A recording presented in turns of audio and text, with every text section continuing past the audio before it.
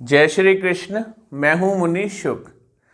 संगति कब हुना कीनी रे तूने, संगति कब हुना कीनी रे तूने, विरथा जन्म गयो कि तूने, कब हुना कृष्ण कयो जन्म तेरा, बातों ही बीत गयो कि तूने, कब हूँ न कृष्ण कयो।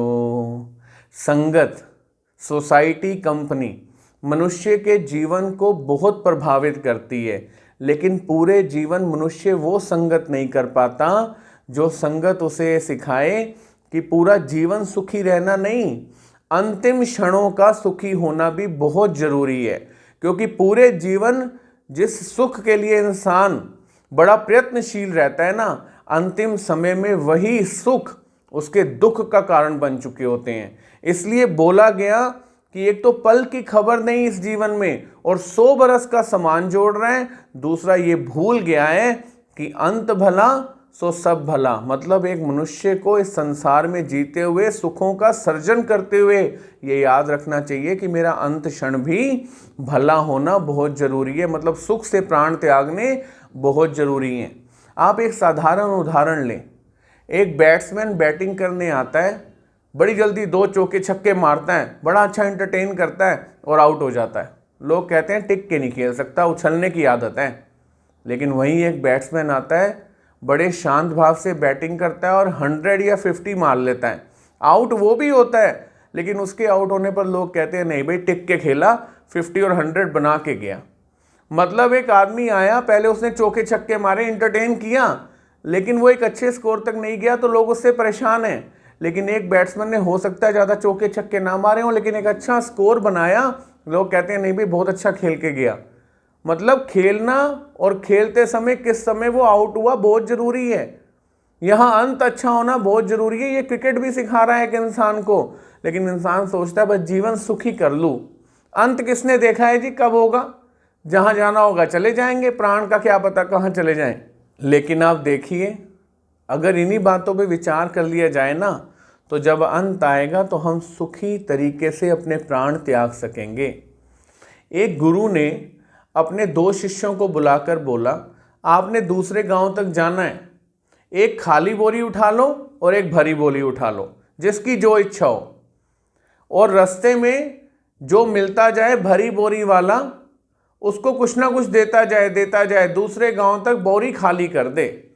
और जो खाली बोरी उठाए वो रास्ते में जो मिले, कहे गुरु जी को ये देना है ये देना है, वो लेता जाए और दूसरे गांव तक बोरी पूरी भर ले।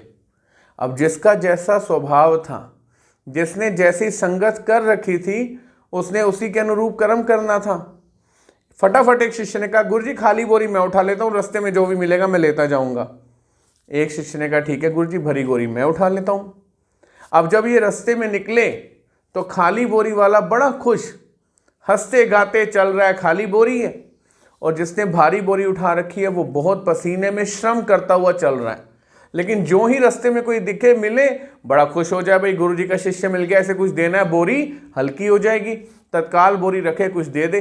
और ये लेने की इच्छा वाला, जो भी कोई मिले इसे लगे भाई कुछ देगा, ला भाई गुरु जी को दूंगा, ये भरे जाए और ये खाली करता जाए।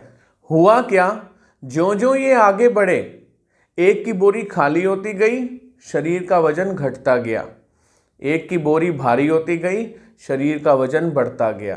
पहले जो बहुत सुखी था, खाली बोरी थी, अब उसके माथे से पसीना आना शुरू हो गया, क्योंकि रास्ते में लोग मिलते जा रहे हैं, बोरी भरती जा रही है। और दूसरी तरफ जो पहले बहुत परेशान था, पसीने छूट रहे थे, अब वो सुखी होता जा रहा है, क्योंकि रास्ते में कोई मिलता जा रहा है और उसका जीवन से कुछ ना कुछ वो देता जा रहा है, बोरी से देता जा रहा है। अब जब गांव आया है तो ये बिल्कुल सुखी हो चुका है। क्यों? क्योंकि इसकी बोरी में कुछ रहा ही नहीं है और वहां से कुछ लेना भी नहीं है। और जिसने खाली बोरी उठा ली थी कि कुछ ले लूंगा, जोड़ लूंगा, पल की खबर नहीं, सामान 100 बरस का। अब अंत समय आते आते, गांव आते आते उसकी बोरी इतनी भारी हो चुकी है कि पसीने से भर चुका है, कपड़े भी भर चुके हैं और चलना मुश्किल हुआ पड़ा है। अब यही बोरी लेकर उसे गुरुकुल पहुंचना है और जो भरी बोरी लेके गया था उसने खाली बोरी लेके गुरुकुल पहुंचना है। गुरुकुल जब ये वापस पहुंचे हैं, गुरुजी ने कहा, पुत्र कैसा अनुभव आया? तो उन दोनों शिष्यों ने ही उत्तर दिया कि गुरुजी, बोरी भरने से ज़्यादा बोरी को खाली करने में लाभ है, क्योंकि अंत समय आते आते इंसान अपने पूरे भार से मुक्त हो जाता है और सुखी हो जाता है। भले ही शुरू में उसे इसके लिए श्रम करना पड़े, लेकिन एक समय ऐसा आता है कि उसके ऊपर से ये बोझा बिल्कुल खत्म हो जाता है। इस तरीके से गुरु ने दोनों शिष्यों को सिखा दिया कि जीवन में सिर्फ भरना ही नहीं, दूसरे हाथ से देने की वृत्ति इंसान को अंत समय तक हल्का बना देती है। तो याद रखिए, जीवन ही सुखी होना जरूरी नहीं है, अंत भी सुखी होना बहुत जरूरी है।